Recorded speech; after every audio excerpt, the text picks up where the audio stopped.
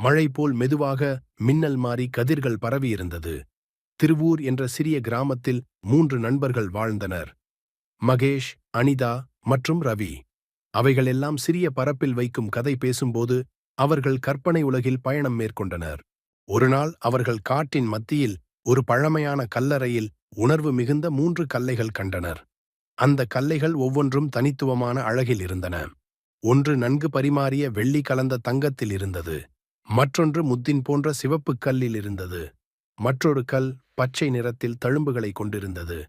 அவைகள் கல்லைகளை துறந்து மூவரும் தீயமைதியான வகையில் அவற்றின் மேல் கை வைத்தனர். அப்போது அதிர்வு கிளம்பியது. அப்போது அசைவிழிய மந்திரமாக ஒன்று மிதந்து வந்தது. இது ஒரு அதிசய உலகின் வழி.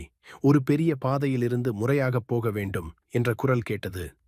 மகேஷ், நாம் இந்த உலகில் எந்த இடத்தை தேடினாலும் நாம் முன்பு தெரியாத போதில்லை. அதாவது இப்போது எங்கோ தொலைவுக்குப் போக வேண்டும். அனிதா எப்போதும் ஒரு நம்பிக்கையுடன் கூறியது, நாம் எதிர்கொள்ளும் பிரச்சினைகளை எத்தனை நாளும் தவிர்க்க முடியாது. ஆனால் நடுவே நாமும் உண்மையில் விசாரணையை தொடர்ந்தால் நமக்கு திறமை பெற முடியும். இதனால் மூவரும் அந்த சோதனைகளில் வெற்றி பெற்றனர்.